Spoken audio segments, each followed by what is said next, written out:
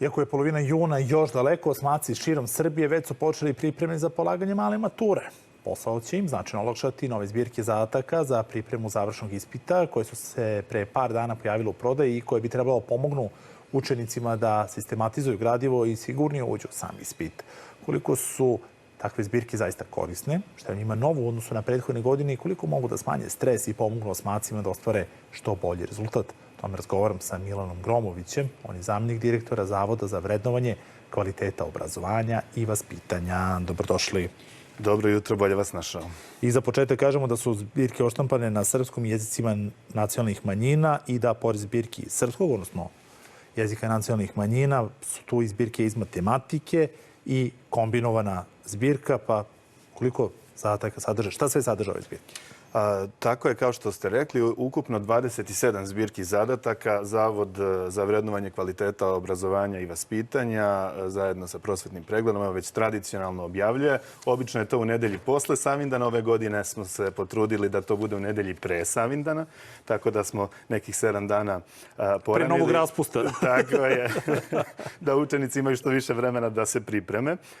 Značajan izdavački poduhvat, kao što rekao, 27 naslova, odnosno matematika, srpski, odnosno maternji jezik i biologija, geografija, istorija, fizika i hemija. To je ta kombinovana zbirka, odnosno za ovaj treći izborni predmet. Zbirke sadrže po 450 zadataka srpski, odnosno maternji jezik i matematika, a kombinovana zbirka 600 zadataka. Svake godine se uz vredan tim oko 100 nastavnika osnovnih škola, srednjih, sa fakulteta, dakle nastavnici, koordinatori, recenzenti, naši vredni saradnici sa našim centrom za ispite u samom zavodu rade oko 20%. Dakle, ima potpuno novih zadataka. Često radimo i na starim zadacima iz prethodnih zbirki koje... Znači, vraćaju se nekad i stari? Ili... Neki stari zadaci se zapravo vraćaju ponovo, koji su se metodološki pokazali dobro, uz određene izmene. Neki ostanu autentični kao što su bili, neki budu iznova priređeni, a kažem oko 20% potpuno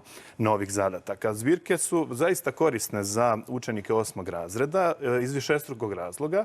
Najpre sama pripremna nastava sa njihovim nastavnicima u školama je zaista olakšana priprema uz rad na zbirkama. To je sistematična priprema koja traje već u drugom polugodištu, zavisno od škole do škole se organizuje, a i također za individualnu pripremu. Dakle, učenik može i sam da vežba. Na kraju svake zbirke su rešenja gde može da proveri zapravo kako sve to izgleda. A sad, da li individualno, da li na pripremnoj nastavi, svejedno, učenik će moći otprilike za mjesec dana planiramo i zbirke testova sa prethodnih završnih ispita, pa će učenici uz te zbirke testova koji će tek doći moći da testira svoje znanje i sa nastavnikom na času priprema i individualno, zašto da ne, da malo poboljšamo to inovativnost. Ako već govorimo malo o statistici, iskoristim tih 20% koje spominjete, koliko tih zadataka zapravo završi posle u tim testovima? Ne završi ni jedan.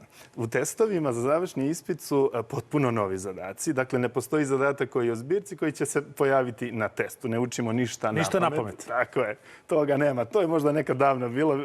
Taj sistem više ne funkcioniše. Ali, šta je jako značajno, metodološki su ovi zadaci jako srodni sa zadacima sa završnog ispita, jer isti zavod, odnosno naš zavod, pravi i testove za završni ispit. Tako da su i u tom smislu jako značajni, da učenik ima samo okruženje, sam kontekst, sistem ispitivanja, sistem zahtova. Hajde malo da povezujemo, da razmišljamo. Tako je, da povezujemo, razmišljamo, da imamo kritičko rasuđivanje, kritičko mišljenje. Zadaci su poređeni po standardima obrazovnih postignuća.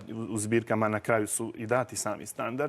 Šta to znači? Dakle, imamo osnovni, srednji i napredni nivo, gdje i učenik može da vidi kako izgleda taj zadatak na osnovnom, kako na srednjem, kako na naprednom nivou. A dobro, a koliko se onda negdje, da kažem, menjaju tipovi zadataka ili zapravo to je sad već, jedna ustaljena praksa gdje, eto, i zbirki ne završi u testovima, ali daju to, ajde kažemo, prepoznatljivo okruženje da može zapravo učenik što bolje da se pripremi. Upravo tako. To je ustaljena praksa i učenici, ako se negde metodologija propitivanja u nekom zadatku i menja, on to već na osnovu zbirke zadataka može da vidi i učenik i nastavnik i da zna šta da očekuje na završnom ispitu. Tako da koncept zadatka se ne menja, odnosno kao što rekao ste, tip zadatka, to je nešto što je zajedničko za zbirku i za test. I dobro, i onda da negde ne bi upali u neku slučajnu zamku, koji su negde najčešće, kažemo, greške koje učenici naprave ukoliko se, ajde kažem, možda malo slepo drže onoga što jeste zbirka zadataka? Najčešće greške su u stvari kampanjske pripreme, kada ne počnemo sada na početku drugog polugodišta, nego tek negde uoči samog završnog ispita ili uoči pripremnog, ovog probnog zapravo testa koji je. Koji je 27. i 28. marta? Tako je.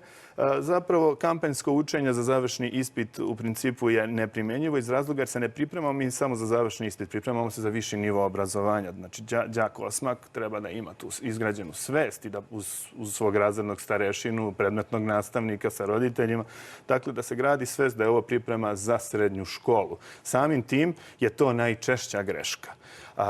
Slepo držanje zbirke zadataka uopšte nije problem. Zbirka je koncipirana tako kako će biti koncipiran i test u tom metodološkom smislu. Dakle, to je sasvim u redu, ali sistematična priprema u celom polugodištu, na vreme.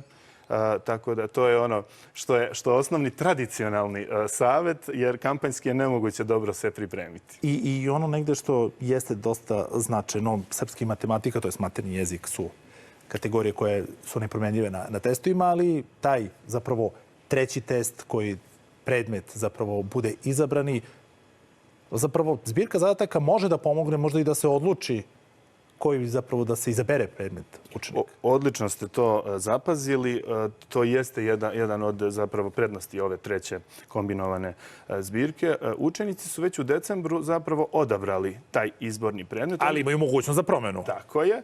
I već na osnovu vežbanja iz zbirke, na vežbanje sa svojim nastavnicima, na pripremnoj nastavi, vežbanje individualno, oni i naravno probni test, oni mogu da u stvari stvore bolju svest o tome da li je taj predmet koji su izabrali dobar izbor. Ili tu zapravo imam jedan savjet koji stalno ponavljamo mi iz zavoda. Ne treba učenik da izabere predmet koji misli da će lako da nauči. To ne postoji, nego ono što zapravo najbolje zna. Da oslušne sebe uz razgovor sa pedagogom, psihologom u školi, sa razrednim starešinom, predmetnim nastavnikom, s roditeljem, da oslušne u kojoj oblasti je zapravo najbolji. Možda je laka geografija, ali ako mu dobro ide hemija, neka izabere hemiju i dobro će proći. Veoma je u stvari jednostavno, ne treba taktizirati u tom smislu. Utoliko kada već govorimo o nekim olakšanjima, ranije izašle zbirke, tako da dovoljno vremena do završnog ispita koji je 15., 16. i 17. juna. Tako je, učenje može da počne. Hvala.